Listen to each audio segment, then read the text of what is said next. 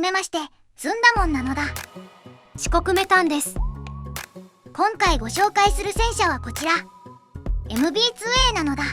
今まで作ってきた車両の中で結構コンパクトなのね。登場するときは車体両サイドにあるはしごから登るのだ。砲塔正面は結構高さを抑えてるのだ。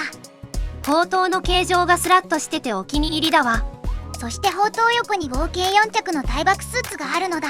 これを着て戦えって感じなのね。そうなのだ。ハッチは2マス圧で気休め程度のトップアタック対策なのだ。中はこんな感じなのだ。今立っているところが砲士席で、その隣が車長席で、奥の方が操縦士席なのだ。正面から見た時に一直線で搭乗員が死傷するのを防ぐ配置なのね。まあ悲しいことに HE だと意味ないのだ。少しでも生存性を上げるのって楽しいわよね。結構わかるのだ。砲士席に座ってこのボタンを押すとモニターがつくのだ。 AP と書いているのが弾種で、指定した弾を自動で装填するのだ。その隣の数字が距離を示しているのだ。ズームの段階は4段階で、段階に応じて照準線が出てくるのだ。周りを見たいのにごちゃごちゃしてたら周りが見えないからなのね。 C、D と書かれているのは搭乗員が座っているかどうかを示すのだ。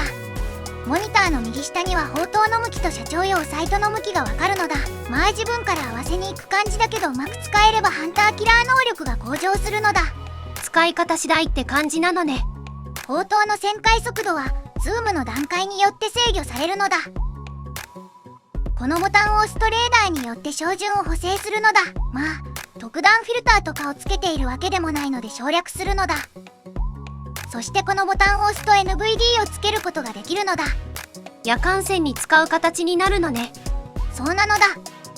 パネルに書いてある PS を押すと、左の機能がいろいろついてる照準器から直接手法にポン付けした予備照準器に視点が変わるのだ。結構使えるの？ HE とかだと大抵一緒に破壊されるのだ。ダメじゃん。言い忘れてたけど上には方位が書いてあるのだ。そしてこのボタンを押すとモニターに STAB と表示されて、スタビライザーが機能するのだ。スタビライザーは2軸でもいいんだけど気分的に3軸にしたのだ。なんだそれ。こういう感じで正面を見続けることができるのね。そうなのだ。最高速度はだいたい 70km 毎時なのだ。まあ普通だわね。スタビライザーは PID 制御で反応速度が結構上がってるのだ。まあ何回チクってたら速くなったのだ。ものすごく適当。負荷は 4.5 度ぐらいで、法事の位置の都合上ちょっと浅いのだ。そしてこのボタンを押すと弾種を変えることができて、それと同時にモニターとランプの色が変わるのだ。そしてこのボタンを押すと水を散布するのだ。主にどこを消火するの？出火元のバッテリーなのだ。次に車長席なのだ。このボタンを押すとモニターがついて、車長用サイトのカメラで周囲を確認することができるのだ。これね。ちなみに車長用サイトにもスタビライザーはついているのだ。モニターはほぼほぼ砲士用のものと同じなのだ。そしてこのボタンを押すと砲士用の予備照準器の視点になるのだ。使い方によっては結構使えそうね。そうなのだ。このボタンを押すと NVD が機能するのだ。これも夜間に使うって感じなのね。そうなのだ。次にこのボタンを押すと車長席から弾種を変えれるのだ。そしてこのボタンを押すとレーダーによって車長用サイトの照準補助をするのだ。車長用サイトにもついているのね。そしてこのボタンを押すと車体の操縦を車長席でできるのだ。一応ワンオペで動くように砲士には初めから車体の操縦と砲塔の操縦ができるのだ。操縦士もしくは砲手が意識不明の状態でも戦うことができるってことね。そうなのだ。その隣のボタンを押せば砲塔の操縦を行うことができるのだ。いわゆるオーバーライドっていうやつね。そうなのだ。お次は操縦士席。ボタン配置はこんな感じなのだ。このボタンを押すとモニターがつくのだ。スタンダードな3面モニターだわね。横のボタンを押すとドーザーが下がって少し視界が広がるのだ。ちょっと広がったわね。周りから見たドーザーを下げた状態。これが周りから見たドーザーを上げた状態。結構上がるのね。そしてこのボタンを押すと NVD がつくのだ。これも夜間用ね。1マスモニターだからあまり周りは見えないわね。次にこのボタンはフロントライトのボタンで、こんな感じに周囲を照らすのだ。ドーザーを下げれば結構広い範囲を照らせそうね。その通りなのだ。こんな感じで結構照らすことができるのだ。そして隣のボタンを押すと赤色のライトが点灯するのだ。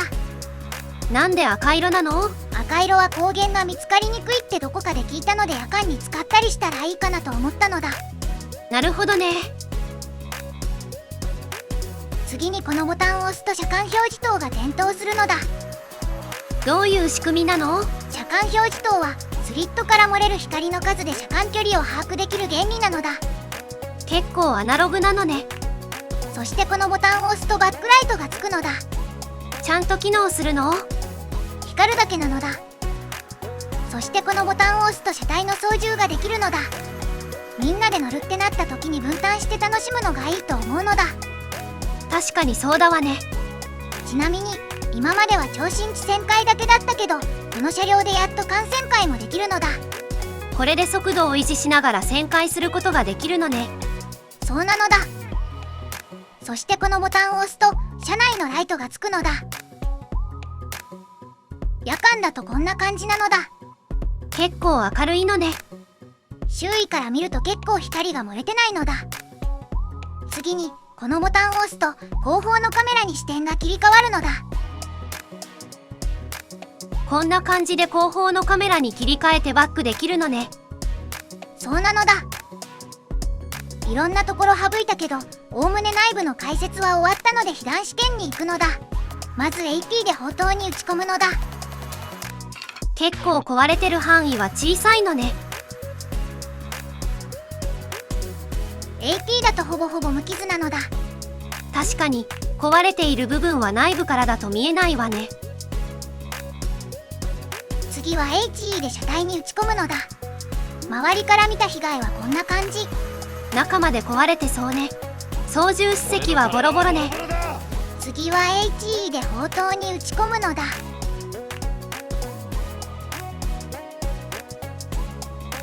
外側からでも壊れてることが結構わかるのだ。ボタン類はほぼ壊れているわね。 HE 弾に耐える目的じゃないから許してほしいのだ。それに重要なマイコンが壊れているわけじゃないので、ボタンを修理すれば復帰できると思うのだ。ちなみに同軸機銃は弾薬がなくなったら自動的に装填されるのだ。